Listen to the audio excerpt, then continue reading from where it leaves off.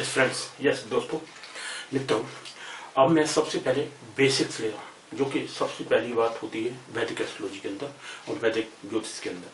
क्या होता है कि उसके अंदर सबसे पहली बात है कि आपको हॉरोस्कोप में जो राशियाँ होती हैं, राशियाँ, और इन्हें साइंस बोलते हैं इंग्लिश में साइंस और हिंदी में, संस्कृत में, और वैदिक एस्ट्रोलॉजी में क्या बोलते हैं, हम इसको राशियाँ बोलते हैं। तो राशियाँ, जो 12 राशियाँ होती हैं, 12 राशियाँ कैसी होती हैं, क्या क्या डिग्रियाँ होती हैं उनकी, और उन राशियों को जो स्वामित्व होता है, कौन कौन से स्वामी होते हैं, कौन कौन से ग्रह उनके स्वामी होते हैं, मीन्स कौन कौन से प्लैनेट्स उनके स्वामी होते हैं, ये हमें बताना है। ठीक है, तो ये सबसे बेसिक चीज़ होती है, क्योंकि सभी लोगों की डिमांड थी कि आप बेसिक्स बताइए स्टार्टिंग से, so that we can understand that what you are teaching. Okay, कुछ लोगों की बातें थी, इसलिए हमने ये स्टार्टिंग से लिया। और बेसिक्स क्या होते हैं, सबसे पहली बात तो बेसिक्स समझाने के लिए सबसे पहली बात होती है भाई, आपको जो राशियां होती हैं हॉरोस्कोप के अंदर या कुंडली के अंदर, जो लग्न होता है, उसके बाद में मून की राशि, उसे जन्म राशि बोलते हैं मून की राशि को। तो मून जिस राशि में बैठा होता है उसको हम जन्म राशि बोलते हैं। तो जन्म राशि कौन सी होती है, क्या राशियां होती हैं, ये सब क्या है राशियां जो होती हैं वो हमेशा पूरे जो जोडिक होता है, जिसे कहते हैं पूरा जो एक पॉइंट के ऊपर जितनी हमारे एंगल्स बनते हैं वो 360 डिग्री होता है, हम जानते हैं। क्योंकि पूरा अगर हम ज्योमेट्री, जैसे कोणीय ज्योमेट्री आपने पढ़ी होगी, है ना, ज्योतिषी, उसमें ज्योमेट्री में आपने पढ़ा होगा कि सबसे एक पॉइंट पर बनने वाले कोणों का योग और एंगल्स का योग जो सम होता है, जो टोटल सम होता है ना, और टोटल योग होता है वो 360 डिग्री होता है। तो अगर हम इसको 12 से, क्योंकि 12 राशियां होती हैं, 360 डिग्री को 12 से डिवाइड करते हैं, ये हमने डिवाइड किया है, भाग दिया है। तो भाग देने पर 360 को 12 से 30 बचता है। 30 यानी एक राशि की जो टोटल स्ट्रेंथ होती है, या एंगल, टोटल एंगल होता है, कितने एंगल पर एक राशि बेस्ड होती है। जो 12 राशि, पूरे ब्रह्मांड को हमने डिवाइड किया 12 राशियों में, जो प्लैनेटरी कंजक्शन होते हैं, क्योंकि प्लैनेट इधर उधर पूरे ब्रह्मांड में फैले हुए, ठीक है, उन प्लैनेट्स की जो कंजक्शन होती हैं, जो प्लैनेट्स की जो योग होता है, आपस में मिलते हैं, आपस में एक लाइन में आ जाते हैं, उनको मिलना बोलते हैं, एक राशि में वो सब बैठे होते हैं। तो एंगल वाइज किस तरह से वो इन राशियों में हम उनको वितरित करते हैं, उनको लिखते हैं, कैसे राशियों में आ जाते हैं, और क्या क्या राशियां होती हैं। सबसे पहली बात है कि राशियां क्या होती हैं। तो इन राशियों में 12 राशियां होती हैं, उनको हम संस्कृत नाम लिखेंगे और इंग्लिश नाम भी लिख दिए साथ में। जो इंग्लिश में पढ़ सकते हैं इंग्लिश में पढ़ सकते हैं, और जो संस्कृत या हिंदी में पढ़ सकते हैं वो हिंदी में पढ़ सकते हैं, संस्कृत में पढ़ सकते हैं, ठीक है, वैदिक ज्योतिष में पढ़ सकते हैं। तो पहली बात है, ये राशियां हमने ली, राशियां और साइंस।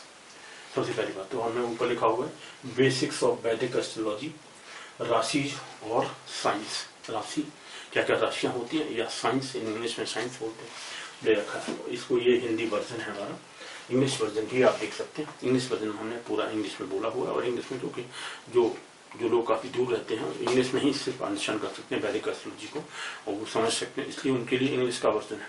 और ये हिंदी वर्जन है जो मिक्स्ड हिंदी और इंग्लिश दोनों जानते हैं, क्योंकि हम प्योर हिंदी तो नहीं बोल सकते, पहले बोलते थे बचपन में, क्योंकि तब रामचरितमानस और सभी हिंदी में पढ़ते थे, पूरा हिंदी अच्छी तरह से कंठस्थ। अभी भी वर्ड समझते हैं, सभी को समझते हैं, लेकिन क्योंकि डेली लैंग्वेज में बोलने में थोड़ा सा डिफरेंस आ गया है, because of teaching English, management subjects पढ़ाते हैं, इंजीनियरिंग सब्जेक्ट पढ़ाने में पूरी इंग्लिश बोलनी पड़ती है, इसलिए मोस्टली इंग्लिश के वर्ड्स आ जाते हैं। इसलिए प्लीज ट्राई टू अंडरस्टैंड, क्योंकि हम इनको समझाने के लिए मोस्टली हिंदी का शब्द का मैं यूज करूंगा, लिख दूंगा, अगर समझ में नहीं आएगा आपको तो वो लिखने में भी आ जाता है। तो दोनों को मिक्स करके समझिए, हिंदी और इंग्लिश, क्योंकि आज का ये कल्चर है इंडिया का कि मिक्स बोलते हैं हिंदी और इंग्लिश दोनों, ठीक है।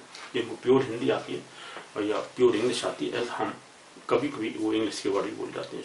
बचपन में मैं बोलता था प्योर हिंदी और प्योर इंग्लिश बोलिए, कोई भी हिंदी जब बोलते हैं तो आप इंग्लिश का वर्ड नहीं आना चाहिए, इंग्लिश बोलते हैं तो no Hindi words in it.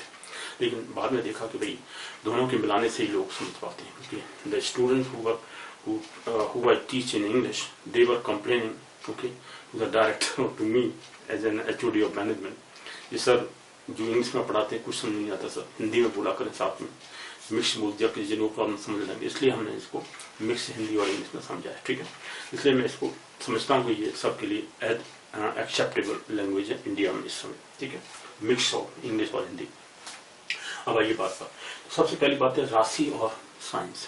ये राशियां और ये साइंस क्या होते हैं, तो हमने कहा पूरे जोडिक को पूरा स्पेस है, पूरे स्पेस को आप कह सकते हैं। एक पॉइंट पर हम रखें, सपोज करो आपका बर्थ यहाँ हुआ, तो आपके बर्थ के पॉइंट को चारों तरफ से घुमा दें अगर स्पेस में पूरे में, तो आपके पॉइंट को, आपकी बर्थ प्लेस को, उस पॉइंट को जहाँ पर आपका बर्थ हुआ है, जिसकी डिग्री लॉन्गिट्यूड आपको दिया हो, लॉन्गिट्यूड मतलब उसका लॉन्गिट्यूड और लैटिट्यूड दिए हों उस प्लेस के, और प्लेस का जो बर्थ है आपका, डेट को, टाइम पर, तो उस पर कितनी राशियां चारों तरफ से घूम गई, यानी वो राशियां, उन राशियों के अंदर कौन कौन से ग्रह बैठे हुए हैं, कौन कौन से प्लैनेट बैठे हुए हैं, उन राशियों को हम कहते हैं, ये राशियां 12 राशियां होती हैं, 12 राशियों में डिवाइड किया गया। और एक राशि 30 डिग्री की होती है, क्योंकि उसकी टोटल एंगल जो बनाएगी एक राशि, वो 30 डिग्री बनाएगी। तो 30 डिग्री इसलिए, वो कैसे निकालते हैं 30 डिग्री, क्योंकि टोटल 360 होता है। एक पॉइंट पर बनने वाले एंगल का सम ज्योमेट्री से आप जानते हैं, तो मैं इसको समझा देता हूँ। एक पॉइंट पर, जैसे ये पॉइंट है कोई, इस पर अगर हमने ज्योमेट्रिकली, आप जानते हैं ज्योमेट्री से, अगर ऐसे दो वर्टिकल लाइन खींचते हैं, एक लाइन ये हॉरिजॉन्टल और एक वर्टिकल, ये ऊपर जा रही है, ऐसे वर्टिकल है, ये अर्थ के पैरेलल में है पृथ्वी के, और ये अर्थ के ऊपर परपेंडिकुलर है। ये 90 डिग्री एंगल, ये भी 90 डिग्री एंगल, ये भी 90 डिग्री एंगल, ये भी 90 पर 90 पर 90 पर 90, 360 हो गया ना। इसलिए एक पॉइंट पर बनने वाले एंगल्स का सम 360 होता है। इसलिए हम इस पूरे पॉइंट पर बनने वाले जो एंगल्स हैं, उनको हम 12 पॉइंट में, 12 इक्वल पार्ट्स में डिवाइड कर देते हैं, उनको राशियां बोलते हैं। तो ये राशियां हमारी 12 होती है। 12 राशि, एक राशि 30 डिग्री की ऐसे आ गई, तो हमने लिख दिया प्रत्येक राशि की जो वैल्यू है वो 30 डिग्री आ जाती है, 30 डिग्री अंशों में आ जाती है। और ये डिग्री क्या होती है, हम हालांकि पल विपल वगैरह का बाद बताएंगे, तिथि जब निकालते हैं उनको सब समझाएंगे आपको कि कैसे पल और इनमें क्या डिफरेंस होता है, मिनट्स और सेकंड्स वगैरह में, इनमें डिग्री मिनट्स कितना, डिग्री कितनी पल के बराबर होता है, विपल वगैरह, ये सब वो समझाएंगे आपको। एक साथ में उनको भी कंपेरिजन करते दिखाएंगे, जिसको पल विपल वगैरह समझ में आता है, पल गति पल वगैरह, जो कि आपकी संस्कृत के जो बेसिक वर्ड्स हैं, बेसिक चीजें, उनको भी हम एक साथ में लेंगे कभी, तो आप उसको समझिए तो आपको समझ में आएगा। जब तिथियां वगैरह निकालते हैं, कैसे तिथियां निकालते हैं, क्या होती हैं, वो बहुत ही इंपॉर्टेंट टॉपिक है, क्योंकि तिथियों की हेल्प से ही जो हमारा वैदिक कल्चर है, यानी वैदिक तरीके से किस तरह से तिथियां निकालते हैं, वो तिथियां, और जो आजकल का सोलर सिस्टम है हमारा, lunar eclipse, sorry lunar system लेते हैं हम लोग, जो कहते हैं अर्थ को लेकर के, हम अर्थ, क्योंकि हमारी पैदाइश अर्थ पर हो रही है, अर्थ के ऊपर ही तो हम बैठे हुए हैं, जिनको सभी प्लैनेट्स हम लोगों को इन्फ्लुएंस करेंगे, हमको प्रभावित करेंगे। तो इसलिए हम जियो सेंट्रिक मान करके हॉर्स को बनाते हैं, क्योंकि जियो सेंट्रिक, अब ये थोड़ी हम सन के ऊपर बैठे हुए तो सन के ऊपर सभी प्लैनेट हमें प्रभावित करेंगे, no, we are staying on the earth. इसलिए सभी प्लैनेट्स की जो रेज हैं हमारे ऊपर कैसे आ रही हैं, क्या आ रही हैं, क्या उनको इन्फ्लुएंस होगा, ये सब चीज वैदिक एस्ट्रोलॉजी में होता है, वैदिक ज्योतिष के अंदर ये सब चीजें बताई जाती हैं, क्योंकि इसकी हेल्प से ही प्रोडिक्शन कर सकते हैं। लाइफ आपको पूरा डिस्क्राइब हो जाता है, आपकी present, past, future, everything clarify हो जाती है, किस तरह से आप अपने आप को डिफाइन कर सकते हैं, फिर आप अपने प्रिकॉशंस ले सकते हैं, अपने लाइफ को सुधार सकते हैं।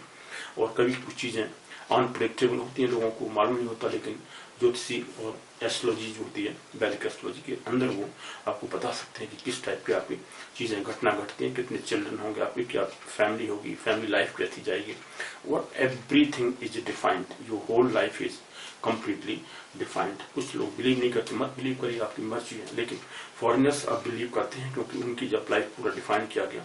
मुझे एक एग्जाम्पल हमेशा देता हूँ, क्योंकि कुछ जो मैंने भी उनको देख करके समझ के तभी उनको रिसीव किया, क्योंकि कुछ लोग रूस से आए हुए थे, रशिया से, वो दो हस्बैंड वाइफ से, जब उनके बारे में एस्ट्रोलॉजी में जो ब्रह्मशंहिता होती है हमारे यहाँ, ब्रह्मशंहिता में पढ़ के बताया गया कि आप जो हस्बैंड था उसको कहा गया कि आप योगी हैं, पहले समझ पाए योग मीन्स वोट, योगी मीन्स वोट, दो प्लैनेट्स एक साथ बैठे हूँ इसलिए मैं योगी हूँ, यानी योग करता हूँ, या सॉरी योगी हूँ, क्योंकि दो चार प्लैनेट मेरे एक रास्ते में बैठे हुए हैं, तो क्या उसकी वजह से योग बनना है, इसलिए मैं योगी हूँ।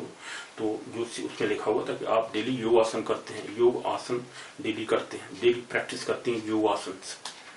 तो रसन कहता है कि आई एम सॉरी, ये बात तो 100% ट्रू है, क्योंकि मैं जब 8th 10th में पढ़ता था तब से मैं योगा डेली करता हूँ। वो कहते हैं क्योंकि रूस के अंदर इंडियन बुक्स के ऊपर बैन था, लेकिन उसने इंडियन बुक्स को खरीदा, जो ओल्ड बुक सेलर्स थे वहां से परचेज करके लाया योगासन की बुक्स, और उन बुक्स को पढ़ करके उसने योगासन स्टार्ट किए, योग करना स्टार्ट किया।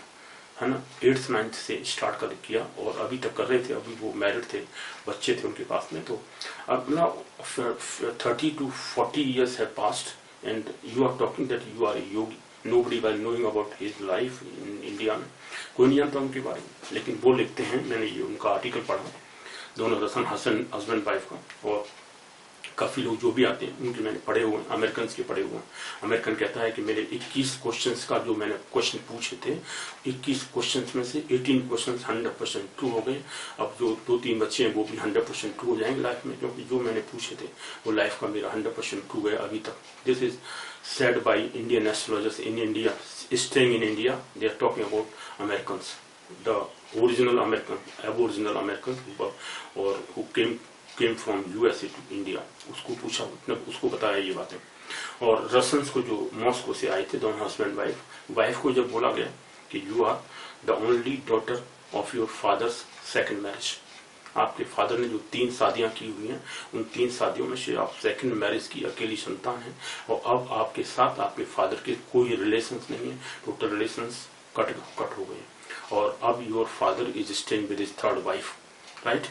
100% true. Now that lady was saying that she writes that how any person is staying in India, I am coming from Moscow, this person is telling me that my father has married 3 times and I am the only daughter, 100% true, only daughter from my father's second marriage, and now my relations with my father are totally cut. Now this is Vedic astrology, okay?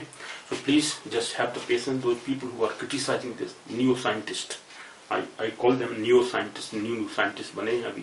Physics chemistry पढ़ी, मैंने physics chemistry पढ़ाया हुआ है, I taught chemistry and physics up to BSc level for graduation levels, okay? 12th, 11th, 12th and BSc even, because I have studied, I've done my MSc in mathematics, and in BSc I was having physics chemistry both, okay? So that kind of things we have studied. Now come to the point. So all these things which I have realized in my life, and my life was also defined 100% true, whatever I have done up to now and whatever I was going to do, and the same thing has happened in my life. So that is what we people are impressed because of the foreigners when talk about our Indian scriptures, then we fools are understanding that what is importance of our Indian scriptures.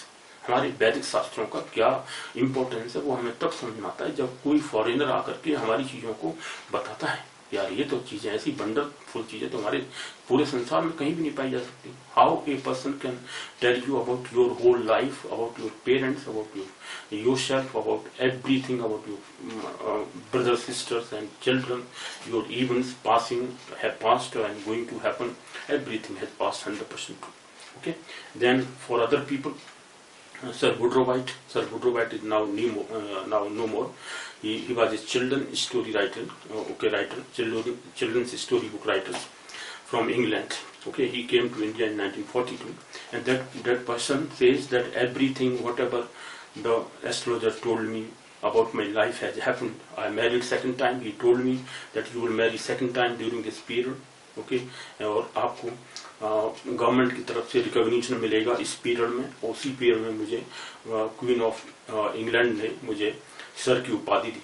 मुझे now because of that I am known, now he was known as sir Woodrow White, otherwise he was initially Woodrow White. तो Woodrow White ने book लिखी है, अपनी book confessions of an optimist, confessions of an optimist.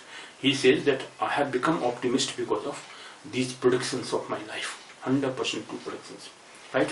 And he married second time, whatever, everything. Initially he was not believing, he was saying, who is this foolish man? He is telling about my life. How he can tell about my life? My wife is okay, she is very beautiful lady. How she can die and I will marry second time? Okay, how she can die? But everything happened according to whatever the Vedic astrologer told him in India in 1942, and this person has written in his book. This book was presented in the Supreme Court of India, okay, to show that how these people are saying that Indians are saying that this is saffronization or something. No, it's not saffronization. Saffronization education का नहीं है, ये हमारी वैदिक culture को समझने की तरीके हैं। अगर आप नहीं समझते आपकी मर्जी है, क्योंकि आप अपनी चीजों को क्रिटिसाइज करते हो। जब फॉरेनर्स हमारी चीजों के बारे में बताते हैं तब हम समझते हैं कि भाई ये तो बहुत अच्छी चीज है, इसके पूरी लाइफ डिफाइन हो जाती है, 100% ट्रू बातें आपको समझ में आ जाती है, वो आप नहीं समझ पाते। इस तरह से मैं आपको सिर्फ इसलिए समझा रहा हूँ क्योंकि कुछ लोगों के मैं देखता हूँ कमेंट आते हैं, है ना, they have responded in a negative manner कि that okay you are also talking about this and astrology, so I have found another astrologer, okay, so all praise. तो the point is that astrologers are not, I mean, 100%. I mean, they may be something may be wrong because of the astrology is a para science or the science beyond the science. Okay, science from immemorial time. Okay, from time immemorial. This is science, para science. This one is in Sanskrit is known as para science, para vigyan. Okay, para vigyan means the science beyond the science. Nobody is knowing that how the planets are influencing us and about the planets transit, watching the planets transit, their period, we are talking about their life. How can we say? But this is 100% true. So now when I will talk about the scriptures, Indian scriptures, I will dictate some sentences from Indian scriptures.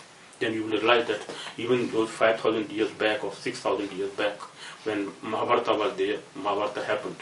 Okay, and they say 3,200 BC, Mahabharata happened, according to some, say what you call the discoverers, the people who have found excavators. Okay, in excavations all those things have been proved. तो वो लोग कहते हैं कि भाई 3200 साल पहले, 20 से 3200 साल पहले, यानी आज से 5200 वर्ष पहले ये घटनाएं घटी, महाभारत हुआ। उस महाभारत में व्यास ऋषि कहते हैं या कर्ण कहता है लॉर्ड कृष्णा से क्या कहता है कि भाई इस समय शनि उसको रोहिणी नक्षत्र को प्रभावित कर रहा है ना, और ज्येष्ठ नक्षत्र में मंगल एंटर कर गया है, यानी दोनों 2 और 8 की पोजीशन में, सेकंड साइन में शनि पहुंच गया है और 8th साइन में मंगल आ गया, आमने सामने दोनों। तो मंगल और शनि दोनों देखते हैं एक दूसरे को तो हैवक होता है, मीन्स फ्रेंडली रिलेशनशिप खत्म हो जाते हैं।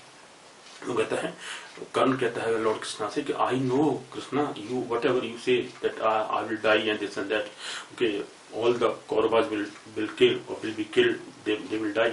मुझे पता है क्योंकि आजकल ये प्लैनेटरी कंजक्शन चल रहा है, वो प्लैनेट्स के बारे में बताता है। महाभारत में जब ये बातें लिखी जाती हैं तो हम लोगों को ये सब चीजें, मतलब we are just forgotten everything. All those people जो लेफ्ट लिबरल कवाल हैं, I mean those people who are just criticizing the Indian scriptures, I can't understand because they have not studied. They have just taken these things from some people who are anti-India, anti-nationals. Those people are criticizing Indian scriptures, right? उनकी help से ये लोग भी जो जयचंद बैठे India के अंदर, उन जयचंद लोग क्रिटिसाइज करते हैं, उनको पता ही नहीं क्या होता है सब चीजें, क्योंकि उन्होंने कभी लाइफ में इसको महसूस नहीं किया, ऑब्जर्व नहीं किया, इसलिए हम उनके बारे में उनको छोड़ देते हैं, forget, we just forget about those people. Now come to the point. तो राशियों के बारे में मैं बता रहा था कि भाई ये राशियां होती हैं, है ना, ये जो राशियां होती हैं, इन राशियों में सबसे पहली बात होती है कि ये 12 राशियों को हमने come to the point, sorry, तो नाउ कम टू पॉइंट। 12 राशियां जो होती हैं वो इस तरह से इनको हम डिवाइड कर देते हैं। ये जो 12 राशियां होती हैं, 12 राशियां एक एक, जैसे मैं बता रहा था 30 डिग्री एक राशि होती है। राशियों के नाम जो होते हैं वो पढ़ देता हूँ मैं जल्दी से फटाफट। ये संस्कृत में नेम है और ये साइंस इंग्लिश में बोलते हैं। पहला मेष राशि, लेट में पहले मैं सब 12 राशियों को संस्कृत में पढ़ता हूँ या हिंदी में पढ़ता हूँ।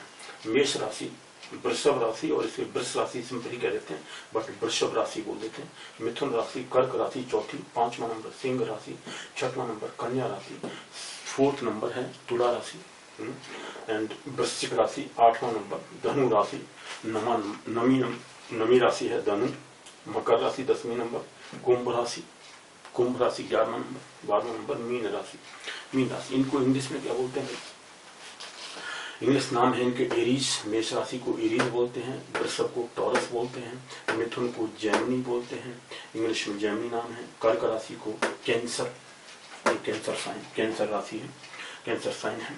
लियो, सिंह राशि को लियो बोलते हैं, कन्या राशि को विर्गो बोलते हैं, और तुला राशि को लिब्रा बोलते हैं, तुला को। वृश्चिक राशि को स्कॉर्पियो क्या होता है? वृश्चिक मतलब बिच्छू, वृश्चिक राशि स्कॉर्पियो, इस टाइप का, क्योंकि इसको हम कीट राशि बोलते हैं, कीट राशि, और है ना कीट राशि, वृश्चिक राशि को कीट राशि बोलते हैं। और तब आते हैं क्योंकि वृश्चिक राशि हो गया 8वां नंबर, धनु राशि 9वां नंबर, धनु राशि धनुष की तरह सजिटेरियस राशि होती है, सजिटेरियस इंग्लिश बोलते हैं। और मकर राशि को कैप्रिकॉन बोलते हैं, कैप्रिकॉन इंग्लिश में। और कुंभ राशि 11th राशि को, कुंभ राशि को बोलते हैं एक्वेरियस साइन, एक्वेरियस, कुंभ राशि एक्वेरियस, राइट। कुंभ राशि को हम बोलते हैं एक्वेरियस साइन। मीन राशि को बोलते हैं पाइसेस, मीन राशि पाइसेस राशि होती है, पाइसेस राशि, ऑलराइट। तो पाइसेस एंड मीन राशि, मीन राशि को संस्कृत में बोलते हैं मीन राशि और इंग्लिश में बोलते हैं पाइसेस, पाइसेस राशि। ये 30 डिग्री की राशियां होती हैं। अब इनके जो स्वामी होते हैं, मैं इनका स्वामी भी लिख देता हूं यहाँ पर। इनके जो एरीज राशि लॉर्डेड बाई मार्स, इसको हम मंगल, इसको इसका स्वामी होता है, ठीक है जी, मंगल। टॉरस का शुक्र होता है, शुक्र, और इसको कहते हैं वीनस, इंग्लिश में वीनस बोलते हैं। जेमिनी का मरकरी होता है, बुध, बुध और मरकरी, मरकरी, बुध को मरकरी इंग्लिश में, बुध, जेमिनी का स्वामी बुध होता है। तब कैंसर साइन, कर्क राशि का साइन मून होता है, और हम इसको पहले, चलिए इंग्लिश में बोल देते हैं पहले मून, और ये चंद्र हो गया, चंद्रमा कह लीजिए, चंद्रमा। कैंसर, लियो को, सिंह राशि को कौन लॉर्ड करता है? सन, सूरज, सूर्य स्वामी है सिंह राशि का, और सन बोल देते हैं इंग्लिश में। चलिए सा, विर्गो साइन, मरकरी, बुध आगे आगे, इसका स्वामी बुध होता है, मरकरी, इसका विर्गो साइन का। कन्या राशि का स्वामी बुध होता है, मरकरी, ठीक है जी, मरकरी हो गया। लिब्रा साइन का अगेन शुक्र आ गया, शुक्र और वीनस, ये स्वामी होता है, हम यहाँ पर स्वामी लिख देते हैं। और लॉर्डशिप, लॉर्ड्स ऑफ दीज राशि, स्वामी और लॉर्डशिप, स्वामी कौन कौन से होते हैं? लिब्रा का हो गया, हमने लिखा शुक्र। अब स्कॉर्पियो, मंगल अगेन आ गया, मंगल, ये मंगल हो गया, और मार्स, इंग्लिश में बोल देते हैं मार्स, ठीक है जी। अब आते हैं सजिटेरियस, धनु राशि। धनु राशि का स्वामी कौन होता है? गुरु, जुपिटर, इसे बोलते हैं गुरु लिख दीजिए, और बृहस्पति, गुरु और बृहस्पति, जुपिटर इंग्लिश में बोल देते हैं जुपिटर। आते हैं कैप्रिकॉन, कैप्रिकॉन का स्वामी शनि होता है, शनि, और सैटर्न, इंग्लिश में सैटर्न बोल देते हैं भाई। जब आते हैं एक्वेरियस का भी शनि होता है, एक्वेरियस का भी, सॉरी शनि, एक्वेरियस का भी शनि होता है, स्वामी सैटर्न। तो दोनों राशियां 10वीं और 11वीं, शनि, शनि दोनों का स्वामी। कैप्रिकॉन मतलब कुंभ राशि, और सॉरी कैप्रिकॉन को बोलते हैं मकर राशि, और एक्वेरियस को बोलते हैं कुंभ राशि, इन दोनों का स्वामी शनि होता है, सैटर्न। तो आते हैं लास्ट वाली पाइसेस, मीन राशि। मीन राशि का स्वामी कौन होता है? गुरु, जुपिटर, बृहस्पति। तो अगेन गुरु और जुपिटर, जुपिटर इंग्लिश में जुपिटर बोल देते हैं, ये स्वामी है। गुरु और बृहस्पति, प्रॉपर वर्ड है बृहस्पति, संस्कृत वर्ड है बृहस्पति, बृहस्पति हो गए स्वामी, ठीक है जी, बृहस्पति। तो बृहस्पति और जुपिटर मीन राशि का स्वामी होते हैं। तो ये इस तरह से ये राशियों के स्वामी भी हमने लिख दिया, एक एक राशि के स्वामी, सभी के अलग अलग स्वामी हमने बता दिए। लेकिन यहाँ से आप देख रहे हैं कि दो दो राशियों के कुछ स्वामी हैं। सिर्फ सिंह राशि और कर्क राशि, इनका स्वामी एक एक होता है, ठीक है। सिंह राशि और कर्क राशि, इनका स्वामी सिर्फ, हाँ जी, तो सिंह राशि और कर्क राशि, सिंह राशि और कर्क राशि 5वां नंबर, ये 4था नंबर, 5वां नंबर ये वाला कैंसर साइन और लियो साइन, इनके स्वामी सिर्फ कैंसर का मून होता है चंद्रमा, एक राशि सिर्फ इसकी हत्या आती है या इसके हिसाब में आती है और इनके कंट्रोल में आती है। मीन्स मून सिर्फ, चंद्रमा सिर्फ एक राशि को का स्वामी होता है। सन भी, सूरज भी एक ही राशि का स्वामी होता है, सिंह राशि का। सिंह राशि का स्वामी सूर्य होता है, सूर्य, सन, सिंह राशि का स्वामी लियो, और कैंसर का चंद्रमा होता है सिर्फ एक। बाकी दो दो राशियों के स्वामी होते हैं सभी प्लैनेट। जैसे पहली राशि एरीज साइन, ठीक है, इसका स्वामी है ना, इसका स्वामी कौन होता है? एरीज का साइन, एक एरी राशि का स्वामी मंगल होता है, ठीक है। और स्कॉर्पियो 8वीं राशि का स्वामी भी मंगल होता है। इस तरह से दो दो राशियों के स्वामी हमने वहाँ लिख रखे हैं, इनको अभी मैं डिस्क्राइब करता हूँ। उससे पहले और जो चीज़ें बचती हैं वो देखिए, समझिए कि सबसे पहली बात है, ये जो डिग्रीज हैं मैं बता रहा हूँ 0 से 30 डिग्री तक। पहला जो 30 डिग्री एरीज में, मान लो हमने एरीज साइन पहला साइन ले ली, वो 0 से 30 डिग्री में एरीज आ गया। लेकिन हमारी जो हॉरोस्कोप बनती है उसके हिसाब से जो पहली राशि आती है यानी लगन के अंदर, उस लगन की राशि से हम स्टार्ट करते हैं। अब लगन में कौन सी राशि आ रही है ये डिपेंड करता है इस पर जो हम कुंडली में लगन निकालते हैं, किस तरह से आप उसका हॉरोस्कोप के अंदर, और लगन कैसे निकालते हैं कुंडली के अंदर, जन्म कुंडली आप कैसे बनाते हैं उसमें, हॉरोस्कोप में जन्म कुंडली कैसे निकालते हैं, उसके लिए सिर्फ लगन निकालना होता है। लगन निकाल के मून की राशि कौन सी है और मून की राशि, मून जहाँ बैठा होता है उसके हिसाब से आप टाइम पीरियड निकालते हैं। इसे बिंबसूत्री दशा बोलते हैं। तो बिंबसूत्री दशा के अंदर जो 120 आई मीन ईयर्स होती है उसके कहते हैं बिंबसूत्री दशा, क्योंकि 9 प्लैनेट्स को हमने 120 साल दी हुई, 120 ईयर्स को इसलिए कहते हैं बिंबसूत्री दशा, क्योंकि 120 पीरियड का, 120 ईयर का, सालों का एक पीरियड होता है, उसके साथ फिर दोबारा रिपीट होता है। अगर 120 से भी आगे कोई निकल जाता है तो उसके बाद फिर रिपीट होती है। अब तो हमारा जो वैदिक सिस्टम है उसके हिसाब से ये होता है कि आदमी नेक्स्ट बर्थ लेता है। मान लो अब इस समय आपका शनि का पीरियड चल रहा है और किसी की डेथ हो जाती है, उसी शनि के पीरियड में जो पीरियड बचा हुआ है उस पीरियड को नेक्स्ट जन्म लेकर के वो उसको भोगेगा। आप कहते हैं, जैसे लॉर्ड कृष्णा कहते हैं कि वासंति जीर्णानि यथा विहाय नवानि गृह्णाति नरो प्राणि तथा शरीराणि विहाय जीर्णा नवानि संयाति नवानि देही। ये देही जो आत्मा होती है, जैसे मनुष्य पुराने वस्त्र उतार करके नए वस्त्र धारण कर लेता है, वैसे ही ये जो जीव आत्मा होती है, देही जो होती है, हमारी आत्मा जो होती है, वो भी पुराने शरीर को छोड़ के, पुराने वस्त्र को छोड़ के दूसरा वस्त्र यानी दूसरा शरीर धारण कर लेती है। ये कोई टाइम नहीं लगता। इसके लिए ये जो इनकारनेशन होता है, लोगों का रीबर्थ होता है, रीबर्थ के ऊपर बहुत सारी स्टोरी आजकल आप इंटरनेट पर पा सकते हैं, क्योंकि इंटरनेट के हिसाब से आप देखोगे कौन कौन से लोग इंडिया में कहाँ पैदा हुए। बाहर की भी कई स्टोरी आ गई सामने, और क्योंकि वो लोग अपने बारे में बताते हैं, बच्चे छोटे छोटे बता देते हैं कि मैं वहाँ पर, तो वहाँ जाके देखते हैं तो सेम चीज़ निकलती है। कोई नहीं जानता था उस फैमिली कहाँ, फैमिली बहुत दूर पैदा हुई और दूसरी फैमिली बहुत दूर है, तो उनमें कोई रिलेशनशिप आपस में नहीं, लेकिन बच्चा बोलता है तो उसके पास पहुँच जाते हैं। तो इसका मतलब ये जो बातें हैं कि 120 साल का जो पीरियड होता है, जिस पीरियड में किसी की डेथ हो जाती है, किसी आदमी की डेथ हो जाती है, वो नेक्स्ट पीरियड में अब वो उसको क्या जन्म मिलता है ना, उसने अच्छे कर्म किए हैं तो अच्छा वर्थ मिलेगा, है ना, मनुष्य का जन्म मिलता है या क्या मिलता है, वो डिपेंड अपॉन हिज कर्म। अच्छे कर्म, शुभ कर्म, चोरी डकैती करता है, लोगों को मर्डर है, किलर है, लोगों को मारता है डेली, बहुत सारी बैड एक्टिविटीज करता है, तो उसके हिसाब से उसका जो नेक्स्ट बर्थ है वो डिसाइड हो जाता है। ऐसा कहते हैं मोक्ष का, जैसे एस्ट्रोलॉजी में जो 12th हाउस होता है, 12th हाउस को मोक्ष का हाउस बोलते हैं, उससे भी मालूम पड़ जाता है कि इस आत्मा की मोक्ष हो जाएगी, है ना, क्योंकि उसने अभी शरीर छोड़ा है, क्योंकि इसकी हॉरोस्कोप कह रही है कि 12th हाउस का जो वो है प्लेनेट एक्सॉल्टेड है, बहुत अच्छा है, शुभ प्लेनेट है, और उसका एक्सॉल्टेशन हो गया तो आदमी की जो वो है नेक्स्ट बर्थ जो होगी वो नहीं होगी, मोक्ष हो गया, उसका मोक्ष हो जाएगी इस आत्मा की।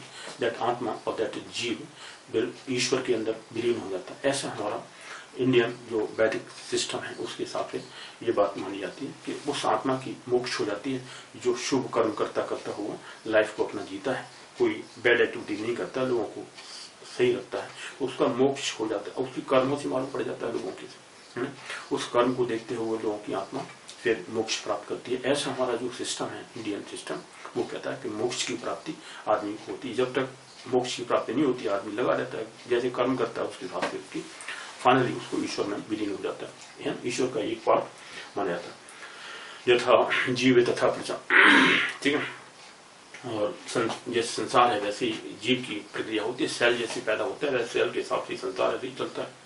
उसके साथ now come to the next point, संसार की बातें हैं, now come to the main point.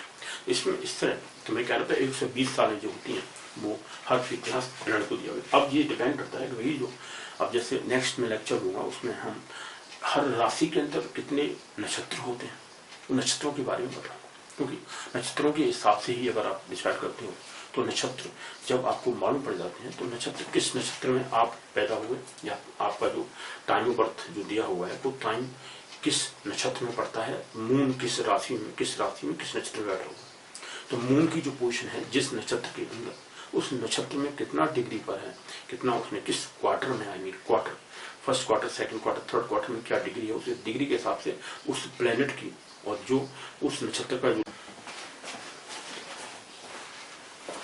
Yes right. तो हम कह रहे हैं जैसे कि तो मून जहां आपका बैठा होता है, जिस नक्षत्र में बैठा हुआ, किस क्वार्टर में बैठा हुआ, उस क्वार्टर को जो हम जैसे निकालेंगे कि ही जो विंशति दशा के हिसाब से टाइम पीरियड कैसे निकालते हैं, जहां मून जिस नक्षत्र में बैठा हुआ नक्षत्र में, उस नक्षत्र का कुछ क्वार्टर में, उस क्वार्टर का वो लॉर्ड कौन सा, उस नक्षत्र का स्वामी कौन सा है, कौन सा ग्रह स्वामी है, बताएंगे इनके बारे में। जब आप राशियों के अंदर नक्षत्र को पढ़ोगे तो आपको काफी चीजें डिटेल में आएंगी, लेकिन वो अभी क्योंकि जब नक्षत्र निकालते हैं, जब मून की पोजीशन निकालते हैं किस नक्षत्र में है, उसके हिसाब से जब टाइम पीरियड निकालते हैं 120 साल में, कौन कौन से पहले किस प्लेनेट की, किस ग्रह की दशा आपको मिल रही है।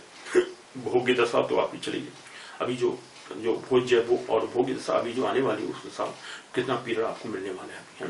The time which is coming to be which is applicable for you for that planet, उस प्लेनेट का जो अभी बचा हुआ टाइम है, यानी क्वार्टर के हिसाब से किस क्वार्टर में पैदा हुए, फर्स्ट में, सेकंड, थर्ड, फोर्थ में, अब बीच में पैदा हुए, दो क्वार्टर यानी 20 डिग्री पे, तो इसका मतलब आपको हाफ पीरियड मिलेगा उस प्लेनेट का। जैसे मून की दशा 10 साल की होती है, महादशा, इसे महादशा बोलते हैं, मेजर पीरियड। तो हर प्लेनेट का मेजर पीरियड होता है। जैसे सबसे पहले सन की सबसे कम होती है 6 साल की दशा होती है, महादशा, और सबसे ज्यादा होती है वीनस शुक्र की 20 साल होती है, सैटर्न की 19 साल होती है, राहु की 18 साल होती है ना, बुध की 17 साल होती है, गुरु जुपिटर की 16 साल होती है, मरकरी यानी बुध की 17 साल हमने बता दी, और जुपिटर गुरु की 16 साल होती है ना, मून की 10 साल होती है, और केतु और मंगल, इन दोनों की, केतु और मंगल की 7 साल होती है, 7 ईयर्स होती है दोनों की, मंगल की भी 7 साल होती है और केतु की भी 7 साल होती है। इन सबको ऐड करोगे टोटल 120 ईयर्स आता है, इसे कहते हैं बिम्बसूत्री दशा। अब इसमें से किस नक्षत्र में प्लेनेट, वो आपका जो टाइम ऑफ बर्थ है वो किस नक्षत्र में पड़ता है, मून किस नक्षत्र में बैठा हुआ है, उस मून की पोजीशन को देखते हुए हम टाइम पीरियड डिसाइड करते हैं कि ये टाइम आपका यूज करना है। उसके बाद में किस प्लेनेट की दशा मिलती है उसको हम बाद में बताएंगे कि मून जिस उसमें बैठा था नक्षत्र में, किस क्वार्टर में बैठा था उसके हिसाब से, और उस नक्षत्र का जो स्वामी है, स्वामी मीन्स प्लेनेट, ग्रह कौन सा है, कौन सा ग्रह उस नक्षत्र का स्वामी है, उसके हिसाब से आपको वो पीरियड मिलता है और उसमें कितना पीरियड बचा हुआ है। उसके बाद में फिर नेक्स्ट प्लेनेट क्या आएगा, नेक्स्ट प्लेनेट, अब क्योंकि अगला प्लेनेट जो है उसको तो पूरा पीरियड मिलेगा आपको। जैसे मान लो शनि का पीरियड आ गया तो 19 साल का मिलेगा, शुक्र का आ गया तो 20 साल का पीरियड मिलेगा, महादशा। उसके अंदर बाकी अंतरदशा, प्रत्यंतरदशा, सूक्ष्मदशा, 5 टाइप की दशाएं होती हैं, महादशा, अंतरदशा, प्रत्यंतरदशा, सूक्ष्मदशा, प्राणदशा, ये 5 दशाएं होती हैं। और इस पीरियड्स को निकाल के हम बता देते हैं कि इस पीरियड में आपका ये पीरियड हो जाए, ये काम आएगा, मैंने इस समय ये पीरियड आपका चल रहा है और इस पीरियड के अंदर आपका अच्छा प्लेनेट है, अच्छी दशा चल रही है, आपका ये काम सही हो जाएगा, 100% हो जाएगा। इस तरह से आप उसको बाद में डिसाइड करते हैं, आपको द पॉइंट। अब आते हैं भाई ये जो राशियां थी, अब हमने डिसाइड किया, अब मैं अभी बताऊंगा किस तरह से हर प्लेनेट की जो पीरियड होता है 120 साल का वो कैसे होता है, और कैसे हम 120 ईयर्स को 120 साल को बिम्बसूत्री दशा बोलते हैं, ठीक है। और वो कैसे निकालते हैं एस्ट्रोलॉजिकली हम बताएंगे किस तरह से, जब आपका टाइम पीरियड भी निकालना है, आपका जन्म, लग्न और जन्म राशि कौन सी आ गई, लग्न में राशि कौन सी है, ये सब निकाल के जब आप देखोगे हॉर्स को बनाना तो आपको समझ में आएगा कि भाई इस तरह से आप निकाल सकते थे, ठीक है। वो हम अभी डिस्कस करेंगे, उससे पहले काफी जो बेसिक्स हैं वो आप समझिए, कुछ बेसिक्स हैं जो कि इम्पोर्टेंट हैं, उनको डिस्कस किए बिना हम जन्म कुंडली निकालना नहीं बता सकते, क्योंकि वो समझने के लिए आपको बहुत सारा बेसिक चाहिए, ठीक है। तो ये वन ऑफ द बेसिक्स, सबसे पहली बेसिक तो यही है, राशियां कैसे बनाते हैं, कौन कौन सी राशियां होती हैं। अब आते हैं इन राशियों के स्वामी, इसके बारे में डिस्कस कर रहे हैं। तो हमने लिखा सन जो होता है, हमने लिखा यहाँ प्लेनेट और ग्रह, ये ग्रह हैं सब, ये इनके वैदिक नाम है, इन ग्रहों के वैदिक नाम क्या है, सूर्य, सन को सूर्य या रवि बोलते हैं, सॉरी, मून को चंद्रमा, चंद्र, ठीक है, शशि वर्ड भी है, शशि वर्ड भी है, शशि, चंद्रमा, चंद्र, इस तरह से मून का नाम है, वैदिक नाम। देन मार्स, मंगल, इसको भूमि शुद्ध बोलते हैं, और धरती पुत्र बोलते हैं, भूमि शुद्ध है ना, भूमि का पुत्र है। भूमि का शुद्ध क्यों बोलते हैं, क्योंकि हमारी वैदिक वो है परंपरा के मून जो मंगल है उसके अंदर जो कैरेक्टरिस्टिक्स हैं वो सब सेम अर्थ से मिलती है। जो उसकी सॉइल होती है, मिट्टी होती है, उस मिट्टी के अंदर जो भी चीजें पाई जाती हैं वो अर्थ से एकदम सिमिलर। अब ये बातें अभी ये बात प्रूफ हुई है, क्योंकि नासा वगैरह से जो साइंटिस्ट ऊपर गए, यानी ऊपर जो एस्ट्रोनॉमर्स गए, तो एस्ट्रोनॉमर्स ने आपको बताया, मिट्टी लेके आए वहां से, वो उसको जब किया गया देखा तो एकदम अर्थ से मिलती है। अब ये बातें अब इस समय डिसाइड की जा रही है कि अर्थ की जैसे बिल्कुल मंगल की एकदम कैरेक्टरिस्टिक सेम अर्थ से मिलती है, उसकी मिट्टी की जैसे वहां पाया जाता है, सेम एटमॉस्फेयर अर्थ का जैसा ही है। अब उसको हम भूमिशुद्ध पहले से बोलते हैं, भूमिशुद्ध वर्ड है संस्कृत में, भूमिशुद्धोपदश्च, है ना, ब्रह्मा मुरारी त्रिप्रांतकारी भानु शशि भूमिशुद्धोपदश्च गुरु से शुक्र शनिराहु केतव सर्वे ग्रह शांति करा भवन्तु। जब ग्रहों के ये पढ़ते हैं श्लोक तो उसके अंदर भूमि सुत आता है। भूमि सुत मतलब पृथ्वी का पुत्र, मंगल के बारे में बोला है, मंगल को बोला है भूमि सुतोपदश्च और बुध, ठीक है ना। इस तरह से आप देखते हैं भूमिशुद्ध बोला है, तो भूमिशुद्ध चंद्र मंगल का दूसरा भी नाम है भूमिशुद्ध और पृथ्वी पुत्र, है ना, पृथ्वी शुद्ध।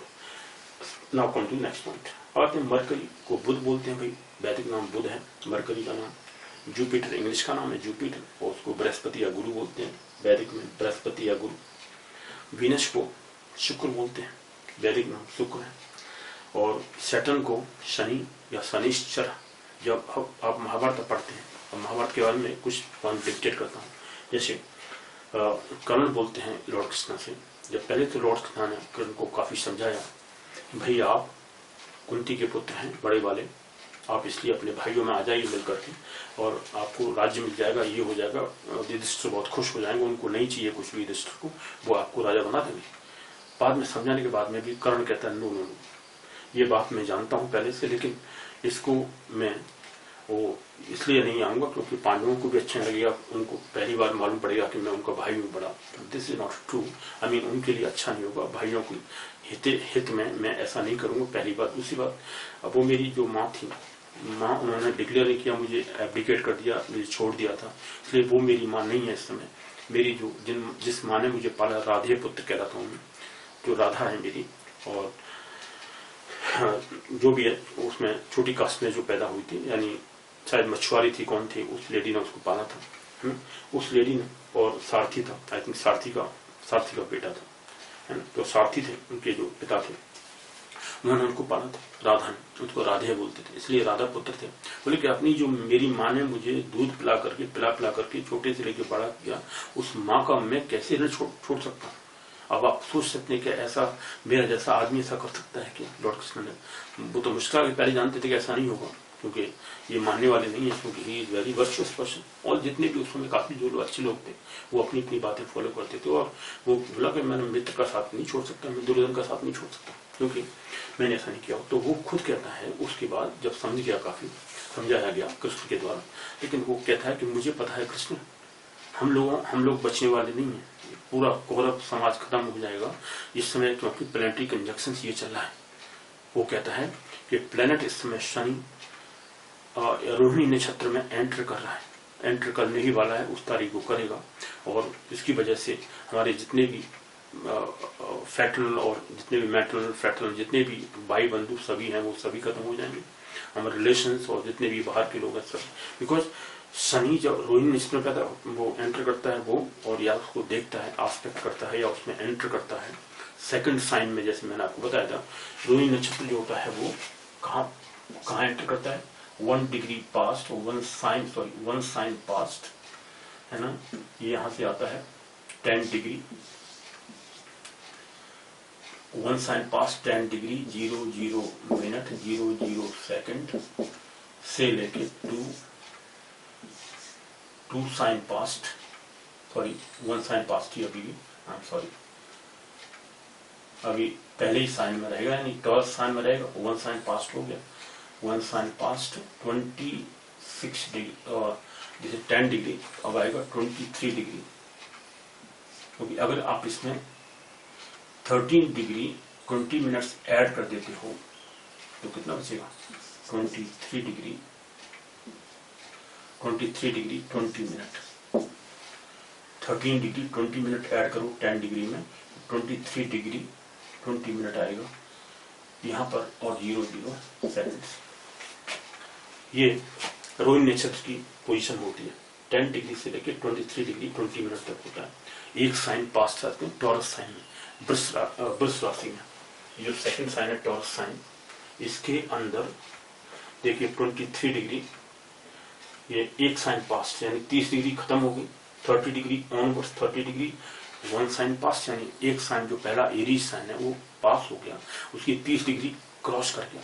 तो 30 डिग्री प्लस 10 40 डिग्री, 40 डिग्री से लेके आगे 23 डिग्री 20 मिनट तक है, 10 डिग्री प्लस 13 डिग्री और तो 40 डिग्री से 53 डिग्री 53 डिग्री 20 मिनट तक रहेगा रोहिणी नक्षत्र। इसका मतलब टॉरस साइन में पड़ता है। और टॉरस साइन जो सेकंड नंबर है ये वाला शुक्र, जिसका स्वामी होता है शुक्र वीनस, तो वीनस इस टॉरस साइन का स्वामी होता है। और इस नक्षत्र का स्वामी जो होता है वो मून होता है। रोहिणी नक्षत्र का स्वामी कौन है? मून। पहले अश्विनी, भरणी, कृतिका, रोहिणी नक्षत्र आता है। तो रोहिणी नक्षत्र जो होता है वो टॉरस साइन में पड़ता है। ठीक है, तो टॉरस साइन के अंदर ये आता है। Now come to the point. तो रोहिणी नक्षत्र, तो हाँ मैं बात जो कह रहा था वो बात थी कि भाई, तो कर्ण कहता है कि कृष्ण मैं जानता हूँ कि आप मेरे रिलेशंस में हो जाएंगे, मैं सभी हो जाऊंगा। कृष्ण खुद कहते हैं कि आप जब हम लोग जो हैं पूरा कृष्ण हमारा जो वंश है पूरा, क्योंकि कुंती हमारी बुआ लगती है, इसलिए आप हमारे रिलेशंस हो पहले से ही, आप हमारे रिलेशंस में आ जाओगे, आप हमारे भाई हो जाओ, कजिन है आप हमारे। इसलिए पांडव और सभी जितने विष्णु भी होते हैं सभी, शायद उनका जो वो है गोत्र वगैरह कृष्ण बोलते हैं अपना, कि वो सभी जितने भी हैं वो सभी आपके उसमें आ जाएंगे रिलेशन में। लेकिन इवन देन कर्ण सेज कि I know everything about this, क्योंकि ये जो शकुन दिख रहे हैं मुझे, जो भी अपशकुन हो रहे हैं, इनऑस्पिशियस ओमेंस जो घटना घट रही हैं, तारों की इनकी वगैरह क्या क्या बोलते हैं वो सब अपशकुन बताते हैं। उसके साथ में ये बोलते हैं इस समय जो प्लैनेटरी कंजक्शन है, प्लैनेट जो पोजीशन है प्लैनेट्स की, शनि इस समय रोहिणी नक्षत्र में एंटर कर रहा है, एंटर करने वाला है। और मंगल ज्येष्ठा नक्षत्र में जा रहा है। और ज्येष्ठा नक्षत्र कहाँ आता है? वो स्कॉर्पियो में आता है। ज्येष्ठा नक्षत्र स्कॉर्पियो कहाँ है? स्कॉर्पियो ये 8वीं राशि के अंदर ये स्कॉर्पियो ज्येष्ठा नक्षत्र यहाँ पर आता है। अश्विनी, भरणी, कृतिका, रोहिणी, मृगशिरा, आर्द्रा, पुनर्वसु, पुष्य, अश्लेषा, मघा, पूर्वफानी, उत्तरफानी, हस्ता, चित्रा, स्वाति, विशाखा, अनुराधा, ज्येष्ठ, यानी 18वां नक्षत्र है, 18वां नक्षत्र।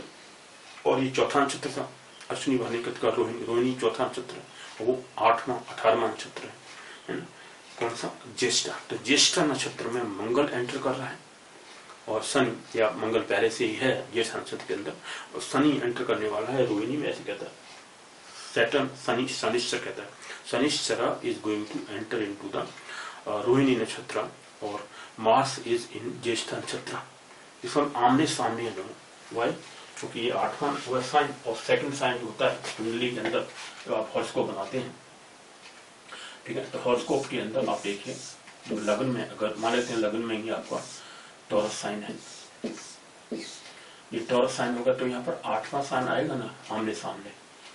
ये 2, 3, 4, 5, 6 और 7 और ये 8, 9, 10, 11, 12 और ये 1। इसका मतलब अगर टॉरस साइन में या वृष राशि में, वृषभ राशि में अगर शनि है और तो मंगल यहाँ सामने है, तो देखा मैंने आमने सामने, जैसे हमने आपको प्रोडिक्शन किया था उसके बारे में कि जो एपिडेमिक्स को जो कोविड-19 एंटर हुआ उस समय शनि और ये मंगल एक दूसरे को इस तरह से दोनों आप राहु केतु एक्सिस में साथ साथ है, आमने सामने है। राहु के साथ में मंगल है और शनि के साथ में केतु था आमने सामने। बहुत खतरनाक चीज, यानी ऐसी एपिडेमिक या ऐसा कोई भयंकर चीजें या अर्थक्वेक आता है जबरदस्त, इसमें काफी लोग मर जाते हैं, यानी इनोसेंट पीपल की किलिंग होती है। वो कर्ण कहता है कृष्ण से कि इस समय शनि की एंट्री रोहिणी नक्षत्र में हो रही है और मंगल ज्येष्ठा नक्षत्र में एंटर कर रहा है, करने जा रहा है या कर गया है, शायद ऐसा कुछ है। मैं आपको डिक्टेट करूंगा जब नक्षत्रों के बारे में वो बताऊंगा, यानी नेक्स्ट प्रोडिक्शन जो करूंगा उसमें एक पास्ट इवेंट हम लेंगे, उस पास्ट इवेंट को एस्ट्रोलॉजिकली डिफाइन करेंगे, कौन सी जो जितने भी वार हुए इंडिया के साथ में, वर्ल्ड वार की करेंगे start. First world war, second world war. First world war हुआ स्टार्ट कब? 1914 से लेके 1918 तक चला और 1939 से लेके 1945 तक सेकंड वर्ल्ड वॉर चला। उस समय पोजीशन क्या थी प्लैनेट्स की? क्योंकि काफ़ी लोगों की डेथ उस समय हुई थी, काफ़ी लोग इनोसेंट लोगों की किलिंग हुई। उस समय पोजिशन क्या थी प्लैनेट की, वो भी हम डिस्कस करें, क्योंकि ऐसी चीज़ें पढ़ने के बाद में लोगों को नॉलेज आती है कि yes yes this is 100% true. ये चीज़ें देख करके आप रिसर्च पॉइंट है। और आप डेली रिसर्च करते हैं ऐसी इवेंट्स लेकर के, तो you will get lot of information regarding this. अगर आपको हॉरोस्कोप की कुंडली को देखना सही आता है, इस कुंडली में कहाँ प्लैनेट्स बैठे हैं, उन प्लैनेट्स की कैरेक्टरिस्टिक्स क्या होती हैं, क्या क्या उनकी वो हैं, डेफिनेशन क्या है उनकी, क्या क्या वो दिखाते हैं, क्या क्या होता है, राशियों में बैठते हैं, किन किन राशियों में वो अपनी राशियाँ होती हैं उनकी, और किस राशि में अच्छे नहीं होते, क्या क्या कुछ होते हैं, ये सब चीज़ें थोड़ी सी डिस्कस करने की चीज़ें, हमें समझने की चीज़ें। आपको थोड़ा सा पढ़ना पड़ता है, देखना पड़ता है, समझना पड़ता है, सुनना पड़ता है, और आपको प्रैक्टिकली अगर आपको समझना है तो you have to just join me and just study about all these things, क्योंकि मैं आपको पास्ट इवेंट्स को लेके दिखाऊंगा किस तरह से, और that will be a research point for number of people. क्योंकि रिसर्च आप जब तक नहीं करते तब तक आपको ये चीज़ें समझ में नहीं आती, तब तक आप प्रैक्टिकली कोई चीज़ों को होते हुए देखते हैं। प्लैनेट कंजक्शन उसमें क्या था, अगर आपको प्लैनेटरी कंजक्शन सही मालूम पड़ गया है, आप सही निकाल सकते हैं, है ना, एस्ट्रोलॉजिकली, और जो भी मैथमेटिकल कैलकुलेशन वो आपकी सही है, तो आप सही हॉरोस्कोप बना करके उस समय का, जब कभी भी इन्वेजन हुए इंडिया में, कौन कौन से इन्वेजन, बहुत सारे इन्वेजन हुए, उन इन्वेजन में कितने लोग, हजारों लाखों लोग मारे गए थे। इवन इंडिया इंडिपेंडेंट हुआ उस समय, उससे पहले 21-25 लाख 25-30 लाख लोग मारे गए, इधर से उधर से इधर, है ना। उन लोगों की पोजीशन उसमें क्या थी, वो भी मैं डिस्कस करूंगा। 1946 में दिसंबर 1946, क्योंकि उसके बाद 1947 में तो इंडिया डिवाइड हुआ था। उससे पहले ये बात समझ में आ रही थी लोगों को कि भाई इंडिया डिवाइड हो रहा है, और ये चीज़ें कुछ लोगों को मालूम पड़ गई थी, और ये सब चीज़ें वो वेट हो रही थी, इसलिए लोगों में हंगामा हो गया, इधर से उधर भागे लोग, आपस में किलिंग करने लगे, एक दूसरे को मारने लगे, तो काफ़ी चीज़ घटना घटी। उसमें पोजिशन क्या थी प्लैनेट्स की मैं आपको दिखाऊंगा, you will get, you will be surprised then. Okay, the same thing is happening at Mahabharat के टाइम पर जो घटना घट रही थी, जो प्लैनेटरी कंजक्शन था उसमें 5000 ईयर्स बैक जो प्लैनेटरी कंजक्शन था, कर्ण कहता है अर्जुन को, सॉरी लॉर्ड कृष्णा को, और जब उसको समझाने वो जाते हैं तब, ये समय का मीटिंग है पूरा, मैं आपको डिक्टेट करूंगा, है ना, महाभारत के अंदर। तो इंग्लिश वर्जन है मेरे पास, मैं पूरा पढ़ा हुआ है डिटेल में, और उसकी पूरी स्टडी जब आप देखोगे तो उसमें प्लैनेटरी कंजक्शन बहुत ज्यादा डिस्कस, इवन रामायण में, वाल्मीकि रामायण, उसमें भी प्लैनेट के बारे में बताया हुआ।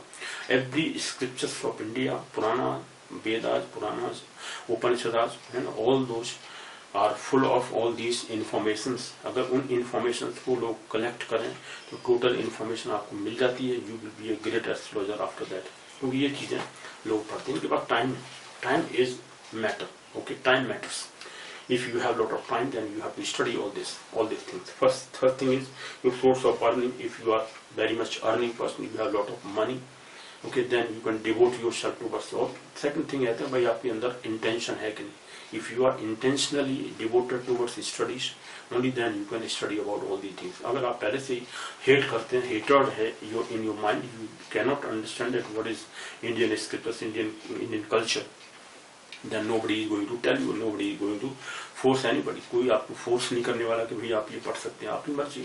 That is up to you. If you want to get unparalleled knowledge, unparalleled in the world, this kind of knowledge is not available in the whole world as is available in the Vedic astrology. Vedic astrology is unparalleled.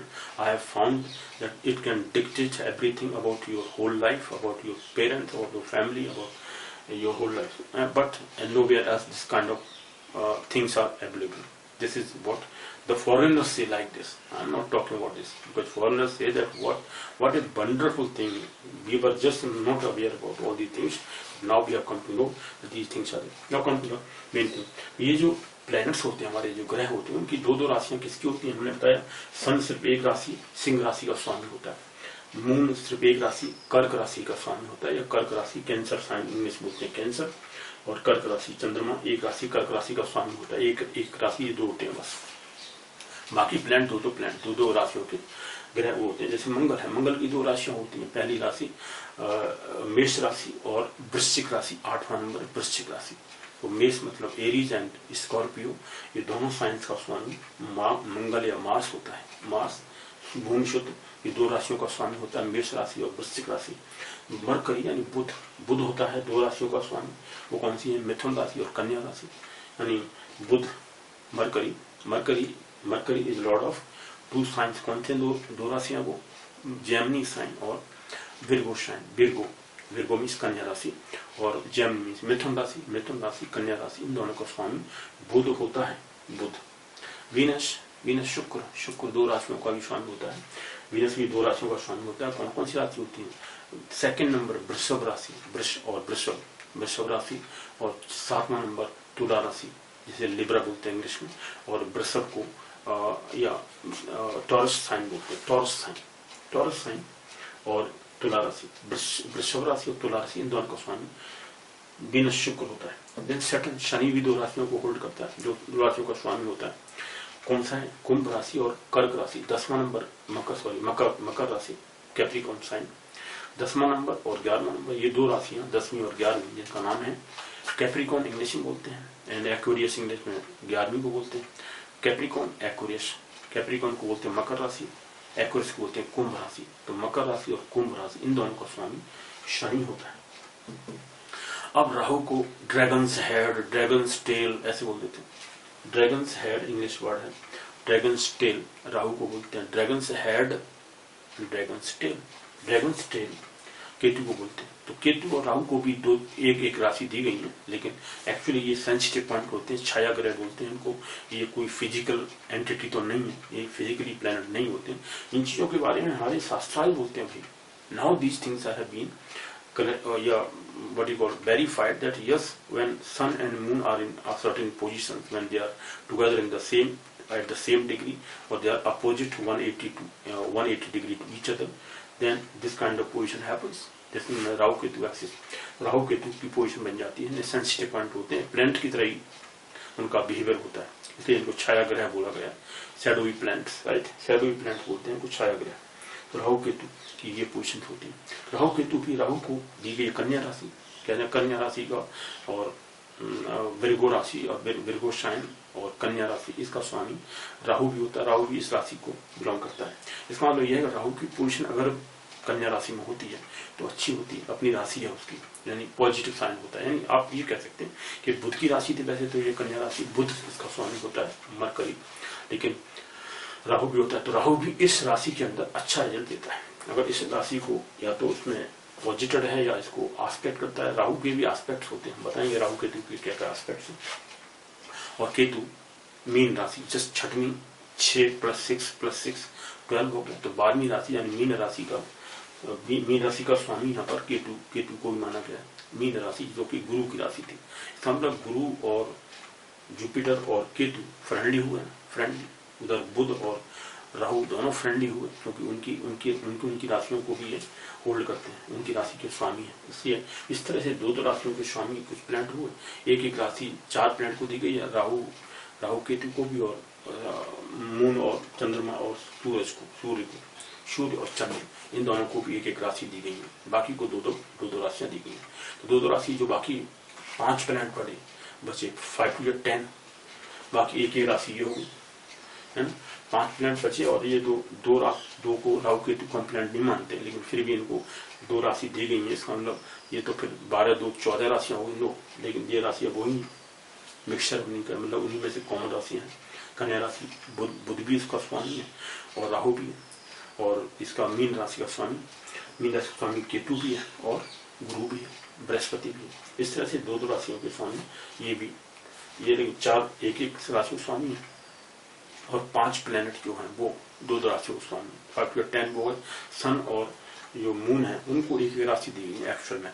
तो इसलिए 2 राशियां ये, और 10 राशि, 5 planet की 2 राशियां, 12 राशियां हो। अब इनको राहु केतु को वही राशियां दी गई हैं जो कि पहले से ही 2 प्लैनेट से डिफाइन वो डिस्ट्रीब्यूट की गई है ना, उनको दी गई है पहले से ही, उनके स्वामी होते। इस तरह से प्लैनेट और राशियां, इनके स्वामित्व के बारे में बताया हमने आपको, किस तरह से डिग्रियों में डिवाइड किया जाता है। अब ये डिपेंड, अब ये हमें डिसाइड करना होता है कि भाई आपके लगन में कौन सी राशि आ रही है। अब ये तो नहीं है कि एरी साइन हमेशा सभी की राशियों में पहला नंबर एरी साइन ही आएगा, नो, कोई और राशि आ सकती है। इसलिए जो लगन की राशि होती है उसको कैलकुलेट करने के लिए, सॉल्व करने के लिए हमें थोड़ा सा स्टडी करना पड़ता है। और कैलकुलेशन होती है, मैथमेटिकल कैलकुलेशन, एस्ट्रोनॉमिकल कैलकुलेशन, उसके बारे में बताएंगे, डिस्कस करेंगे, लेकिन अभी नहीं। अभी कुछ बेसिक्स लेने के बाद, कुछ बेसिक लेक्चर सीरीज हमारी, उसको हम कंप्लीट करने के बाद में फिर आपको किस तरह से हाउस को बनाते हैं, जो कि मेजर चीज है, उसको बनाने। हालांकि मैंने आपको सिंपल आइडिया दिया, मोटा आइडिया, कि सन को देख करके सूरज कहाँ बैठा है, किस राशि में बैठा हुआ है, उसका टाइम ऑफ बर्थ क्या है, उस बर्थ के हिसाब से सन की पोजीशन आप देख लीजिए, उसके हिसाब से कुंडली बन जाती है। लग्न में कौन सी कुंडली वो राशि आएगी ये आपको डिसाइड हो जाता है। तो मेरा लेक्चर सीरीज देखिएगा। इससे पहले जो ये कास्टिंग हॉर्स को विदाउट एस्ट्रोनॉमिकल कैलकुलेशंस, उसको आप देखिएगा। बिना एस्ट्रोनॉमिकल कैलकुलेशंस के हम किस तरह से हॉर्स को बना देते हैं, है ना। सन की पोजीशन देख करके, सन किस राशि में बैठा हुआ है, क्या टाइम ऑफ बर्थ है, टाइम ऑफ बर्थ को देख करके कुंडली बन जाती है।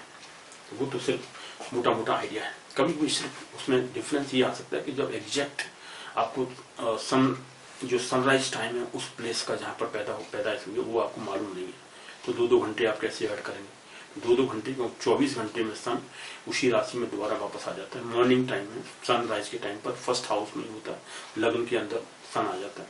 तो वो जो 2-2 घंटे दिए गए उसको हम सिर्फ देते हैं सनराइज के टाइम में ऐड करके। सनराइज का टाइम अगर आपको मालूम नहीं है तो हम ये डिसाइड नहीं कर पाते। इसलिए सबसे पहली बात है वहाँ उसकी इसमें सनराइज का मालूम पड़ना, सनराइज उस प्लेस पे क्या था, और तब हम एक्चुअल में टाइम ऑफ बर्थ वगैरह जो है एक्चुअल लॉन्गिट्यूड्स वगैरह होते हैं, बाकी ब्लैंक्स के नहीं निकल पाते।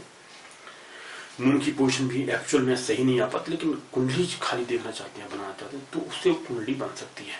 कौन कौन से ग्रह किस राशि में बैठे हुए हैं, सन किस राशि में तक किस हाउस में आ जाएगा, तो आपकी हाउस को बारंदी बन जाएगी। ठीक है, तो मोटा मोटा रूप वो है, सिर्फ कुंडली देख करके आप बता सकते हैं।